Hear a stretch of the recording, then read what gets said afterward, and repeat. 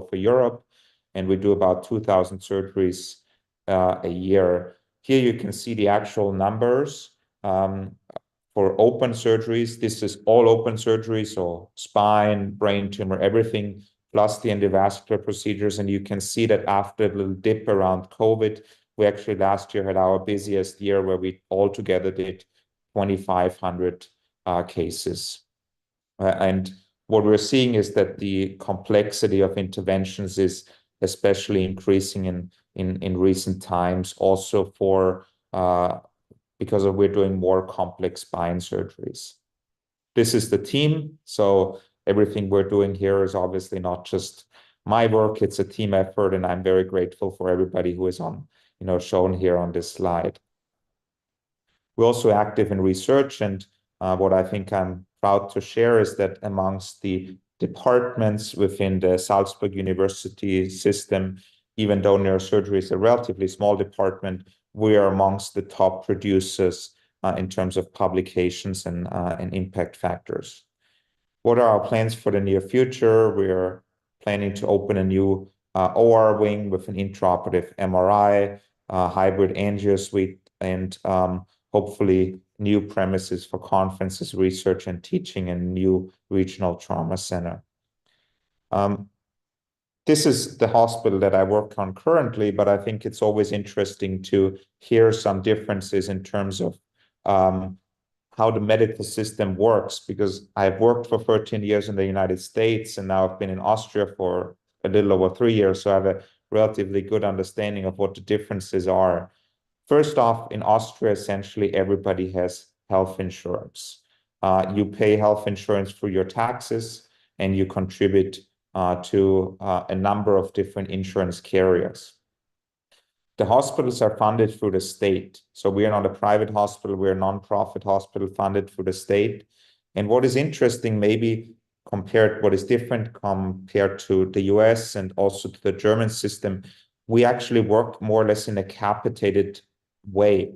We get a fixed amount assigned by the state for healthcare each year. We have a DRG system, and we break down the number or the point value, the euro value per point, point contributed. But the number of money that's assigned for healthcare is basically fixed. So the more we work, the less the value of each point is going to be. There's a growing private sector, so number of private practice neurosurgeons that practice around Salzburg. Salzburg is generally a relatively wealthy area, but they only take private insurance and self-care, self-pay patients. Currently, the wait time for a spinal fusion at our hospital is about 6 months. For a regular operation, it's around 6 to 8 weeks wait time. And probably similar to the United States in some ways, we also have a growing shortage of personnel willing to work in the hospital systems. It's across all levels. We have less of a problem on the physician side, but definitely on the nursing side. As it is shown here, our percentage of what we spend in terms of percentage GDP on healthcare is certainly less than what we are spending in the United States. On the physician side, there are some very interesting differences. First off, everybody except for me in my department writes duty hours. And the duty hour limit is currently 55 hours per week. It's going to go down to 52 hours at the end of this year. And eventually over the next couple of years, it's going to go down to 48 hours. You get 6 weeks of paid vacation. What is also very different from the US is that every specialist in our hospital gets paid the exact same. The psychiatrist, the pediatrician, everybody gets about the same. And the gross number you get paid is around 150,000 euros a year gross. So there is, it's about 50% in taxes and insurance contributions. Even attendings still take in-house call, because in-house call is a major component of their pay. For every call, you get extra pay, and that's why call is actually relatively popular. We don't track any sort of productivity per physician. It's not being recorded in any way. We have a centralized OR scheduling, so the vice chair and the chair make the OR schedule for the next day every day, but you don't really have a personalized patient physician relationship, except for very unique procedures such as DBS, which really only a few people in our department can perform. And even though everybody has public insurance, some people have private insurance on top of that, and those are being operated primarily by the chairman or the vice chair. That's why my practice has changed quite a bit, because for the private patients, I do most of their procedures regardless of what pathology they have, unless it's something very unusual that I'm not able to do. So let's switch gears a bit. I'm trying to make this case even in Europe for hybrid cerebrovascular neurosurgery. Like I said early on, in Salzburg, we have a strong tradition for hybrid or endovascular neurosurgery, because the chairman, the predecessor here in the late 90s, he really embraced endovascular techniques, and he brought it to Salzburg at a time when this was really a unique kind of off the chart field, very, very marginalized. And he brought it here and established it. And he trained people. And I'm just one of the people that is performing endovascular hybrid neurosurgery here at the institution. We have a total of 5 people that perform it. And we really do from aneurysm treatment to stroke thrombectomy, complex surgery for bypass or AVM. We can do everything on the endovascular and open surgery side here in our neurosurgery department. These are pictures I took this summer or this fall at the ESMID meeting in Marseille, and then parallel there's the European Neurosurgical Society vascular meeting. And I can tell you that on the left, the room was packed, and on the right, it was just half full. So there's a real need for us to get involved in endovascular technology as neurosurgeons, even in Europe, if we want to continue treating vascular, non-vascular diseases in the future. It's very well known that aneurysms, AVMs, even stroke thrombectomy are a major component of our work as vascular and endovascular neurosurgeons today. And as you're very well familiar with this, the evidence for stroke, for example, is incredibly strong. There's no doubt that these patients benefit significantly, and they benefit in all kinds of different clinical scenarios. But endovascular is changing. We are doing MMA embolization. There is data on CSF venous shunts, brain-machine interface, venous sinus stenting, embolization of CSF venous fistulas, targeted delivery of certain chemotherapies for tumors. So endovascular is expanding way beyond the traditional vascular indications. You're very well familiar with this, but the incidence of chronic subdural is high, and it's even surpassing large vessel occlusion strokes. The evidence for this procedure, at least early on, is very, very promising. The 3 trials, Embolize, Magic MT, and STEM, have shown various benefits in various indications for patients with chronic subdural hematoma. And there's a number of additional clinical randomized trials that are ongoing that will hopefully solidify even more evidence in favor of embolization for chronic subdural hematoma. In terms of CSF venous shunts, this is also a screenshot from the meeting in Marseille this September. So far, about 50 patients have been treated with the so-called e-shunt for NPH in the USA and Argentina. And there's a trial, the STRIDE trial, which is going to start in the US very soon, or may have already started, but also a very interesting new avenue for endovascular work in the future. And then the Stentrode by the company Synchron has been implanted in 6 patients so far. This was as the last information that I've seen at the CNS annual meeting in Houston, which is obviously a very, very promising new technology that, if it materializes, will require skills for endovascular neurosurgery or interventional neurointervention. Now, how has the field of endovascular neurosurgery developed so different from the US and Europe? And this is a paper from 2023 looking at the workforce for endovascular in the United States. And you can see there was really a kink in those lines in 2015 when evidence for large vessel mechanical thrombectomy strokes was becoming reality. And when we look at the numbers today, we can see that the largest portion of endovascular work in the US is still being done by radiology.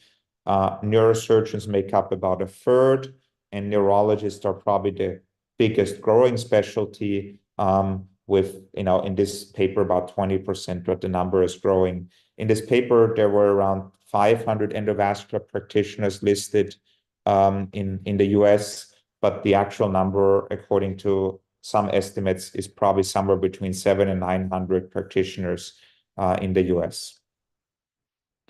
Now, this is the sad and unfortunate story in Europe.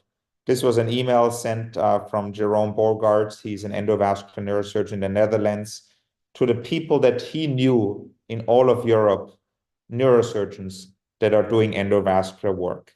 And you can basically count the names of the people here in this email on, like, 3 hands, basically. So the presence for endovascular neurosurgery, except for some very unique situations like we have in Salzburg, maybe some in the Netherlands, and some in Vienna, is really not there. Almost all endovascular neurointerventional work in Europe is being done by interventional neuroradiology. So what's the pathway to neurointervention in the States? I can go over these aspects a little bit more quickly, but what I'm trying to get to is that between the 3 societies that can serve as a origin for neurointervention, radiology, neurology, and neurosurgery, there are some common denominators in terms of training that have been agreed upon what is required. Basically, for each of the specialties, there's a pathway to learn neurointervention. And the CAS committee is one way of how this training is being controlled and credentialed. And there are certain requirements for the candidate, the number of procedures that he has to complete to be eligible. There is a very established and robust number of fellowships that train all kinds of trainees from all specialties, which is very different from Europe, where there is essentially no fellowship structure whatsoever. So even a neurosurgeon who is interested in learning neurointervention, is not easy to even find a place to go. Most places, the busy places, Paris, Milan, more and more they take on neurosurgeons, but you're mostly trained by neuroradiologists, but there's not an established fellowship structure like we're used to from the US. In the US, there's even now a path to get recognized as being in a focused practice, and there is a path to getting recognized as an endovascular neurosurgeon or endovascular surgery practitioner. And the path is basically from all these different fellowships, credentialing agencies, ACGME, CAST, or UCNS.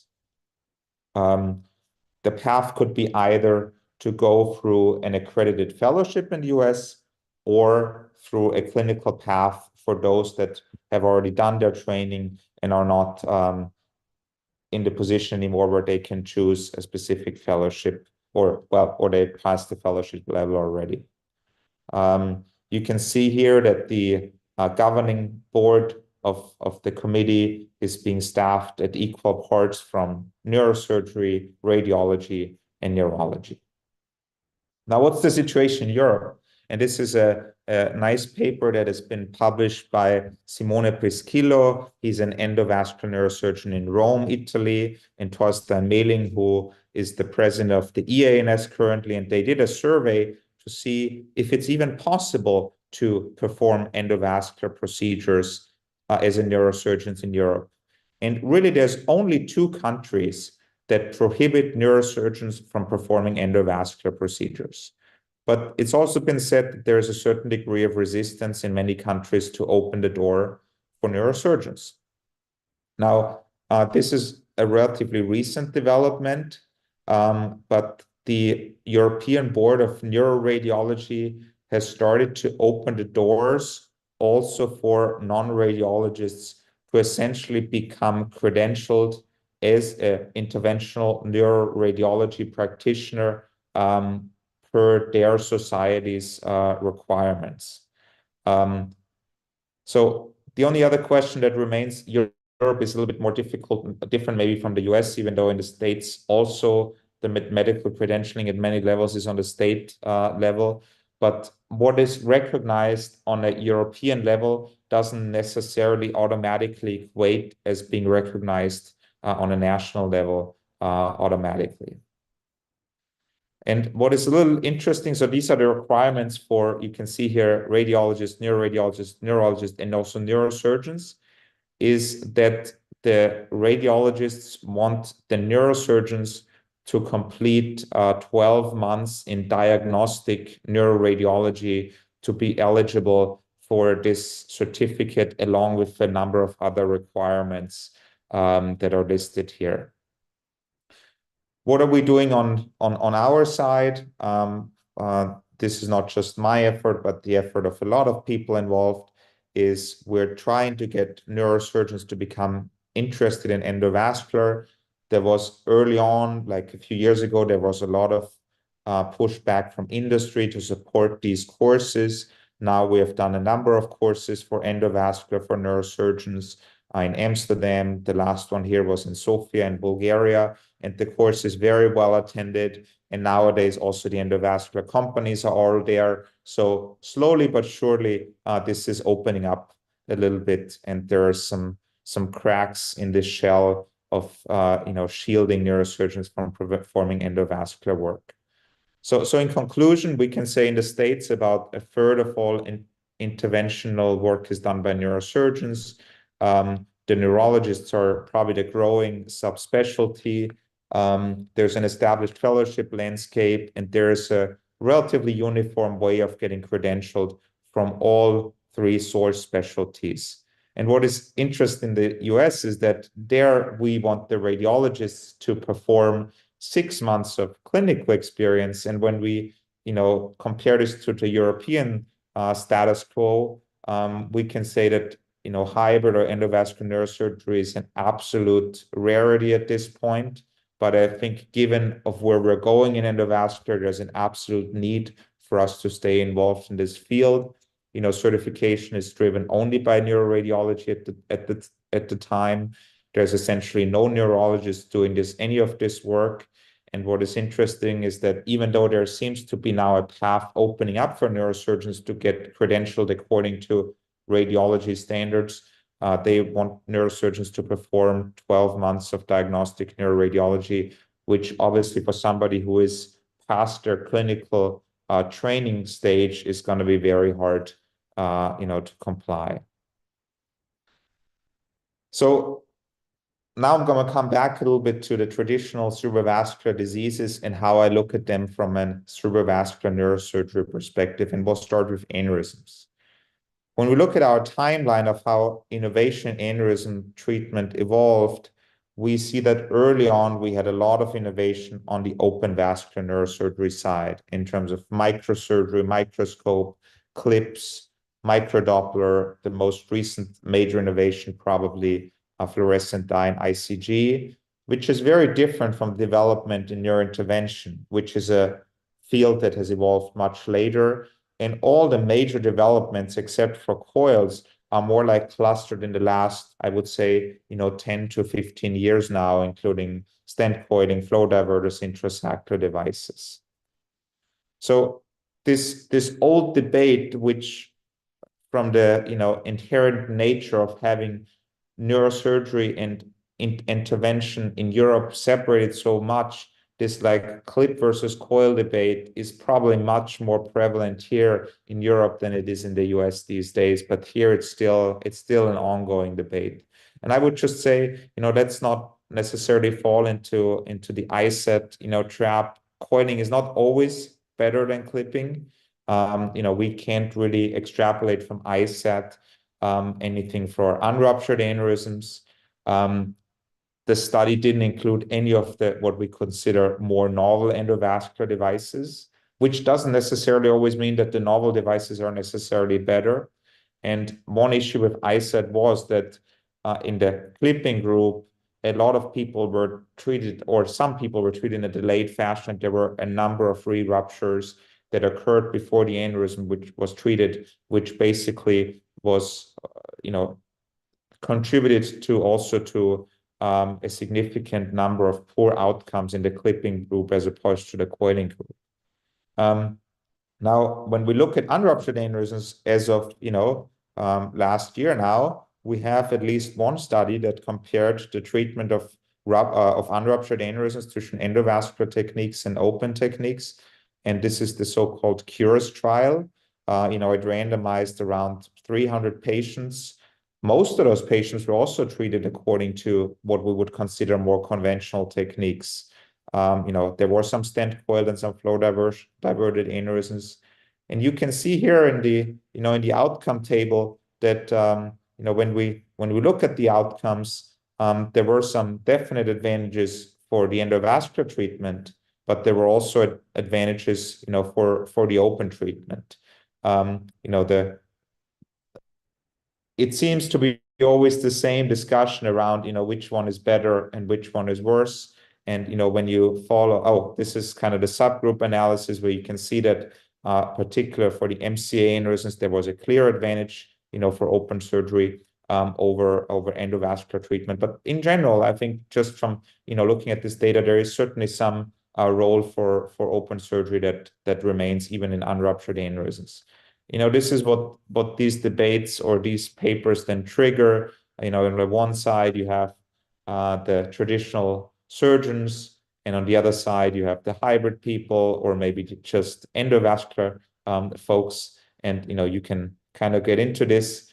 What I found interesting was that, we have now this study for the very first time. We have a randomized controlled trial on this very question on unruptured aneurysms. And then the conclusion on this small survey is that for 3/4 of the people, even though there's a new study out there, it doesn't change anything in their management. And what I would say is that on the one side, you have the occlusion party, the surgeons that say the aneurysm needs to be closed off, and that's what counts. And on the other side, you have the interventionalists who will say, well, it's all about the outcome. The outcome needs to be good, whether the aneurysm fills a little bit with after endovascular treatment or not is not so critical.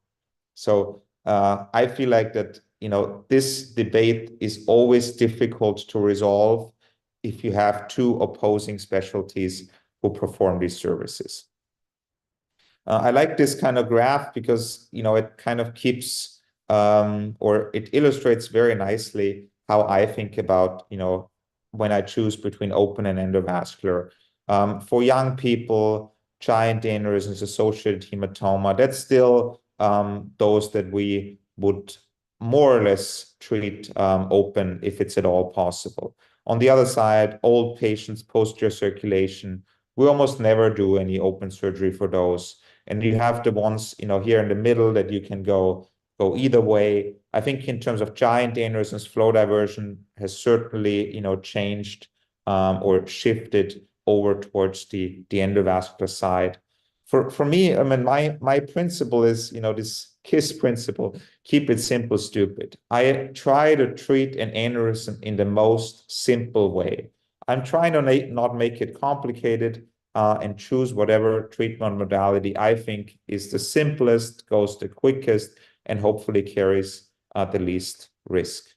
And when I look at my own aneurysm practice, I treat a little less aneurysms now because I do other things too, but on average, about 50 aneurysms a year. And, it's a relatively even split between coiling, clipping, and flow diversion. The intrasaccular devices are becoming more, and then things like bypass are, in my practice, are a very, very rare occasion.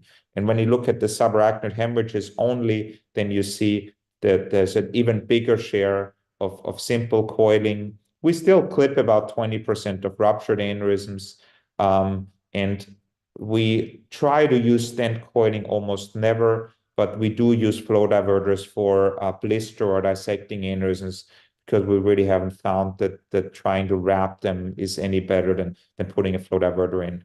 But we try to use intravascular implants like flow diverters and stents very judiciously in the setting of subarachnoid hemorrhage. When we look at aneurysm treatment trends in the US, we see that, as you're very well familiar with, this is opening up. Endovascular procedures are increasing, open procedures are declining. This is from 2004 to 2014.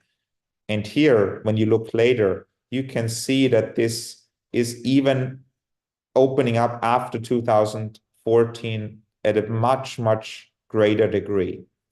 And what is interesting is that this uptick in more endovascular treatments is not necessarily from doing more coiling, but it really is almost all of it is coming from an increase in flow diversion.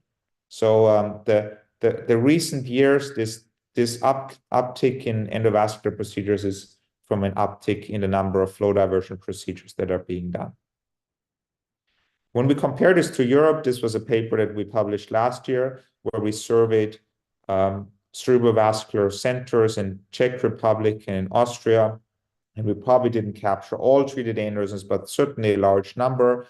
You can see that the number of endovascular treated aneurysms is essentially more or less double than that of open treated ones. These two errors are the same in height, and the lines are moving apart, but to a much lesser degree in Europe than it is the case in the United States. So at least, I shouldn't say Europe, because this is just data from Austria and the Czech Republic, but here, for those two countries, we haven't seen this enormous trend in an uptick of endovascular procedures, which is also probably a result of having fewer hybrid-trained neurosurgeons at the end of the day.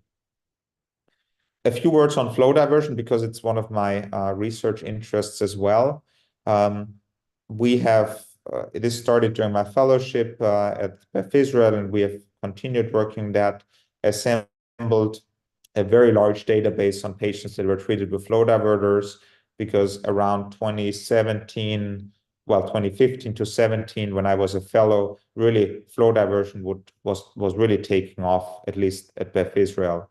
And some of the things that we looked at, I mean, we looked at a number of questions, but I think the most interesting aspect is this whole debate about antiplatelet management, because we know that the highest morbidity with flow diversion comes from thromboembolic complications. Very early on, it was also hemorrhages after flow diverters, but we have gotten a better handle on those these days.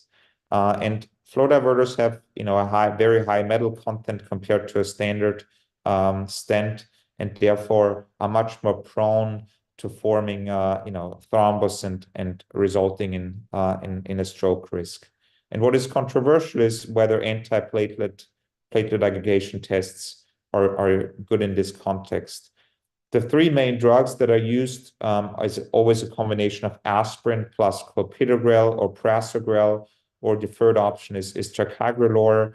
Clopidogrel and prasugrel are prodrugs that need to be metabolized. Ticagrelor has a little bit of different mechanism of action, but eventually they all result in elevation of CAMP and phosphorylation of VASP and platelet inhibition. And there's various ways of how you can measure platelet reactivity, but one methodology that's very prevalent is the PRUs, where at least for clopidogrel, we think of 60 to 200 as being the therapeutic range. I've already mentioned this.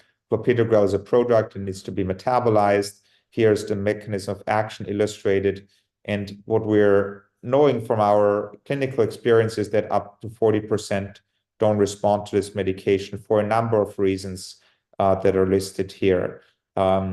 It's, some things are very easy to identify, like medication interaction, but other issues like non-compliance, wrong dose is very individual and often hard to get to the bottom of that. And this was a very kind of unique study, and that's why I like to emphasize it. It has since also been shown in a randomized controlled trial from China, but there is some value in doing platelet function testing. And here we had the unique situation that at one of the 3 centers that participated in the study, they did perform platelet function testing, but they didn't act upon it. They just left the regimen as is. So at one institution, non-responders were switched to ticagrelor. At another institution, the non-responders got extra clopidogrel, but the medication regimen wasn't changed. And in the third center, they were maintained on clopidogrel, and in the third center, extra clopidogrel was given to the non-responders. And what we saw here, and this is kind of the key take-home message, is that the clopidogrel responders had a reasonable, thromboembolic complication rate. Those that got ticagrelor even less. With the clopidogrel boost, we still got an effect, but it was still higher complication rate than in the clopidogrel responder. But in the few patients, and this wasn't a large number, that's maybe also why the numbers here look so extreme, but these were proven clopidogrel non-responders who were continued on regular clopidogrel, the complication rate was much, much higher. And, this kind of extrapolated for me that there is some degree of value to doing, platelet function testing in those patients. Now, what we have also learned is that maybe at least the range is not the same for drugs. This was very unfortunate case. Somebody got a flow diverter in our practice, was started on ticagrelor, had a life-threatening complication from both the stent. And what we found was that the patient was, according to the PRU value, he was a non-responder to ticagrelor. So we looked at all patients that we had on ticagrelor, and at the time at Geisinger, we measured all their PRUs, and we saw that the number of patients that had a complication, which are here in black, they probably had on average higher PRU numbers than the ones that did not have a complication. And what we also found was that it seems as if the therapeutic range for ticagrelor is different than for clopidogrel. And we have made this observation over and over again that people on ticagrelor, they seem to have sometimes very low PRU numbers and have no problems whatsoever. So we concluded that maybe the therapeutic range for ticagrelor is just simply different than it is for clopidogrel. And we were enforced in our protocol to also do platelet function testing on people that were on ticagrelor. And we still do this here in Salzburg as well. We have gone to probably, the next level at Geisinger, where we then started to involve also the clinician pharmacists and have them help us manage antiplatelets, somewhat in a similar fashion as what we would do in a Coumadin clinic, where they controlled the patient's response every so frequently. And we had a protocol established on how the medications ought to be exchanged if the people don't respond. And what we did when we compared our experience from Geisinger, where we had this protocol, compared to what we did at BI during my fellowship, we saw that we had to switch a lot fewer patients away from clopidogrel. So if you start the clopidogrel early, if you adjust their dose based on a number of PRUs, you get a lot more patients in the therapeutic range, even with a clopidogrel, than if you just did a one single check and switched them all over to ticagrelor. And what we also found was that in terms of complications, both protocols were similarly safe, if you want to call it that. Another hot topic, in my opinion, is flow diversion in the posterior circulation. We know that aneurysms in the posterior circulation are different than in the anterior circulation. The pathologies and morphologies are different.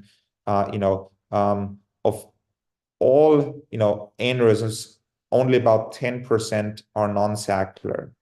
But in the posterior circulation, when we looked at those that are treated with flow diversions, 60% are non-saccular aneurysms. So they're fusiform, they're dissecting, they have different characteristics. I mean, this is the picture perfect example of a dolic to ectatic basilar aneurysm that responds well to flow diversion. We know that flow diversion is not the magic bullet for these aneurysms, and in some people it may work, but I would be very conservative, using this technology in the posterior circulation because it's still very risky. We did, look at the different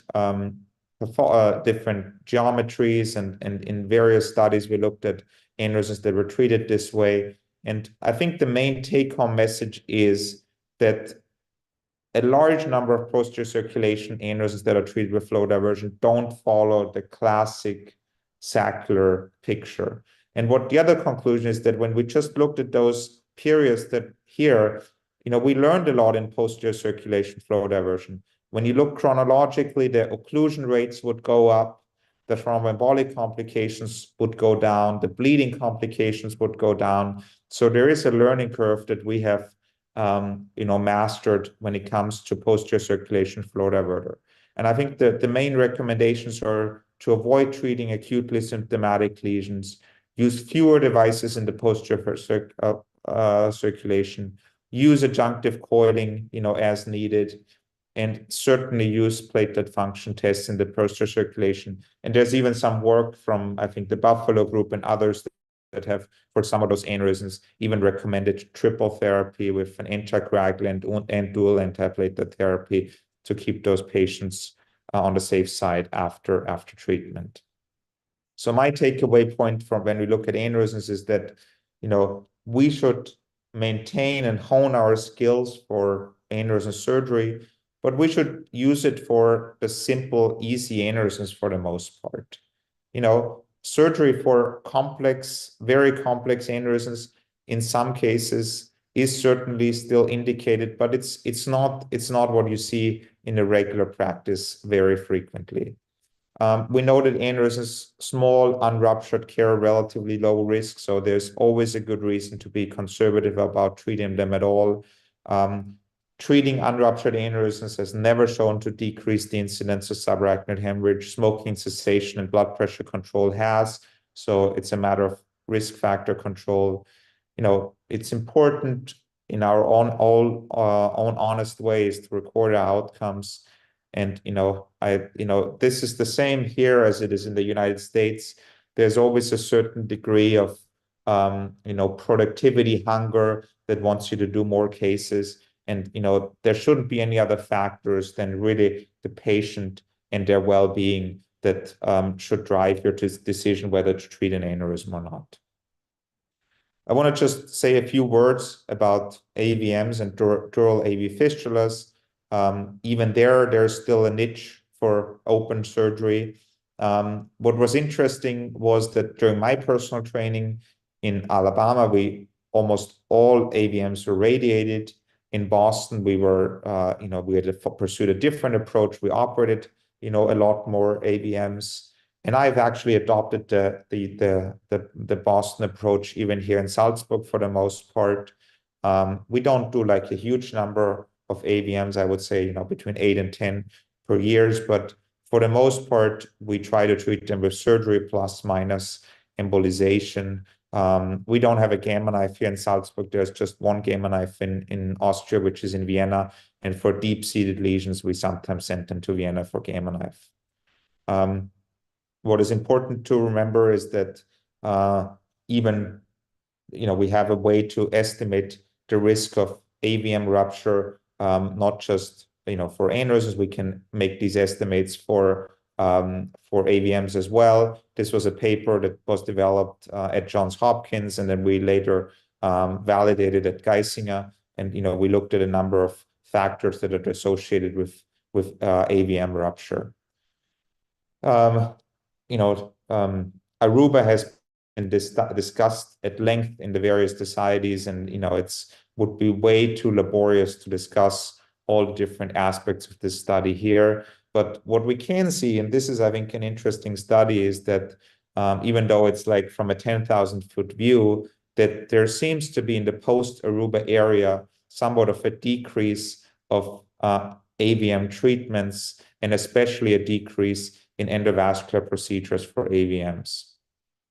And what this study also found is that the number thus of conservatively managed AVMs went up, but also there was maybe a subtle increase in the number of ruptured AVMs that we have seen. So I think the jury is still out there, but what I'm saying is that Aruba certainly hasn't done us a great service in the management of AVMs. And I think it's been shown time and time again that if you manage AVMs in a comprehensive fashion, then you can get really very good outcomes. And surgery, I think, is a major component in the practice of managing AVMs successfully. We know about the Spätzle-Martin score. You're all very familiar with it. For me, size obviously is relevant because AVM surgeries, depends on an en bloc resection. Eloquence, I think, for me, of all the factors, is the most important surgical factor. Venous drainage, in my opinion, for AVM surgery is not quite as an important factor in the decision of who to treat surgically and who not to treat surgically. As you're very well familiar, the Spätzle-Martin scale has been supplemented by Michael Lawton, and additional factors have been added: age, bleeding history, on compactness.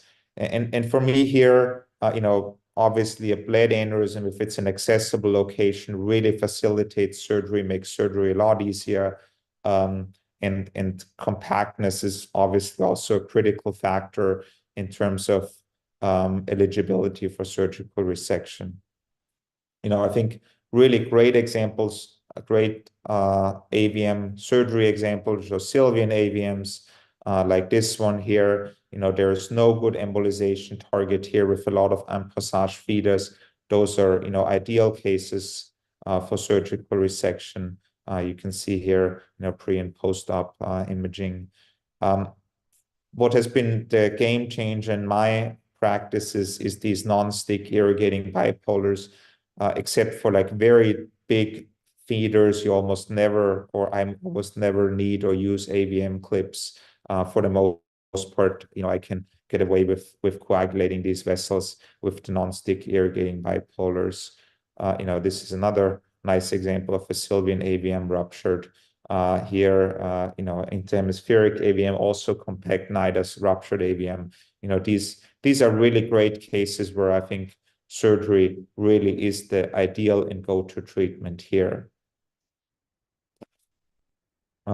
Nice example here through the petrosal, horizontal cerebellar fissure going down, opening up the petrosal fissure, going down to the peritrigeminal area, and then resecting an AVM here in the middle cerebellar peduncle. Also a case that you could radiate, but at the same time very accessible and very amendable for surgical resection.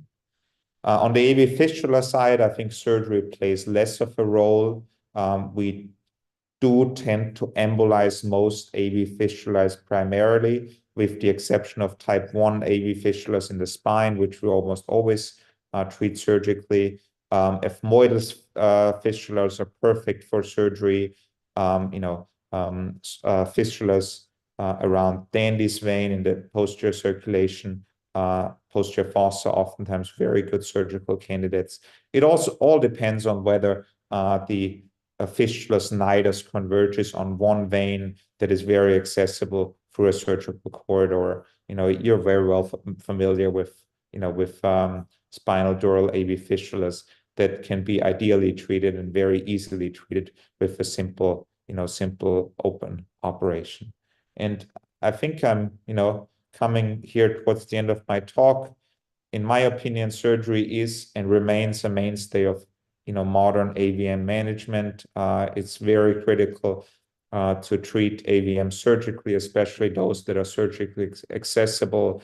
I would not encourage anyone to try any circus tricks to try to embolize superficial AVMs when you can treat them very easily surgically.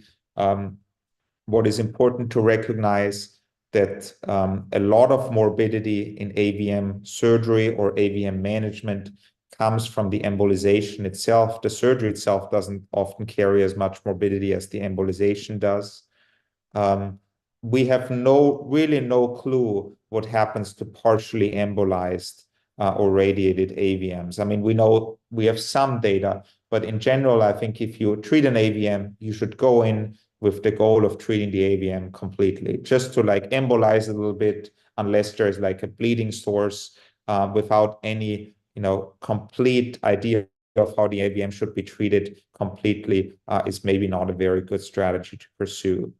And what we also have adopted here is we don't delay surgery anymore. So for the most part, when we do AVM surgery where we need embolization, we embolize in the morning and then we just go over to the OR and just do embolization and surgery in one day. I think it just decreases the risk of something terrible happening after the embolization procedure. And for most AVMs, it's possible to do this in one day. It's a long day, but at the same time, you don't have to have that stress that the patient is in your ICU waiting with a half-treated AVM. And as it is practiced at most places, I think we generally, if we can, let AVMs cool off for a few weeks before we treat them in a semi-elective fashion. And with this, I'm going to close, and I really, really want to thank you for your attention, and it was a real big pleasure to join you for those virtual grand rounds in Seattle.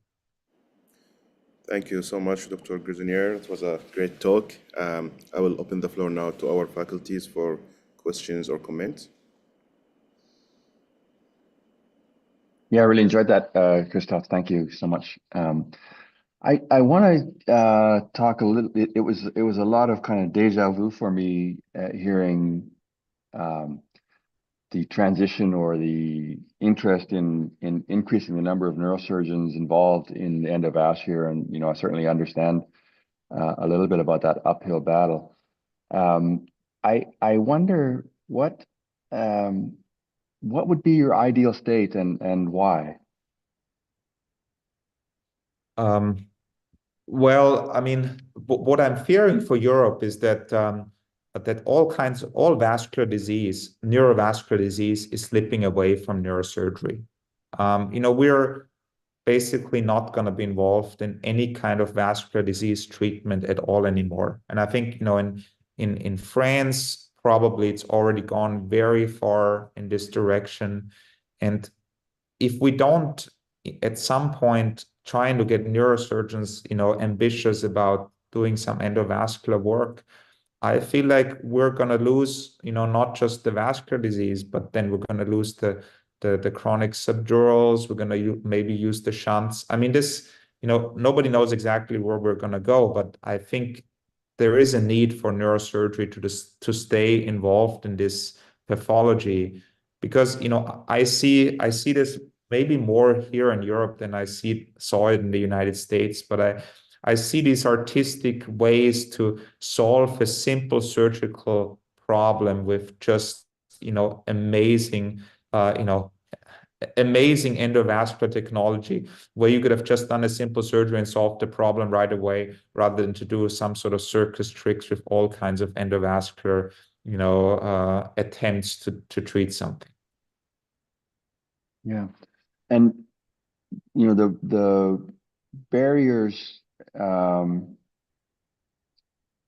to go back to the evolution, we saw this movie in America where radiologists controlled the field initially and were incredibly resistant to having neurosurgeons be involved. And, what drove it forward were those few neurosurgical institutions that, got interested in this. And when they got interested, because the neurosurgeons had more access to the patients and controlled the referrals of the patients, then practices took off when neurosurgeons got involved in terms of the volume of cases, and of course industry loved that. So, it became this sort of follow the ego and follow the money being used to measure the ego. I'm just wondering about the flow of patients and the control of patients.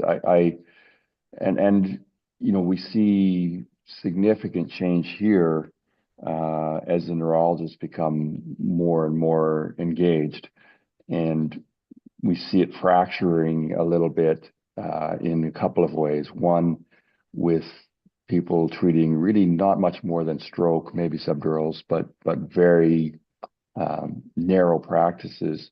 And then we see proliferation of centers, which is not something you're at risk of in terms of having more centers than patients. And I just wonder if you could sort of comment on those differences. Yeah, I mean, I'm familiar with the situation in the US, and the situation here in Europe, I think, is very different in many different ways. In terms of patient volume, radiology practices in academic centers have more or less established pathways for them to recruit clinical patients, through clinics. They don't generally have a ward, but usually, neurologists or neurosurgeon manage those patients.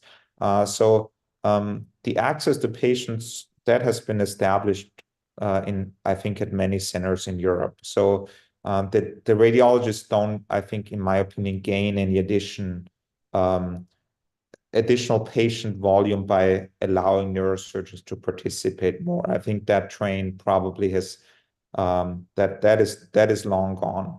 What I see as a bigger issue here is that there's going to be a certain degree of workforce shortages even on the endovascular side of things, because radiologists here in Europe, not all of them are necessarily keen on staying in academic center for their entire career.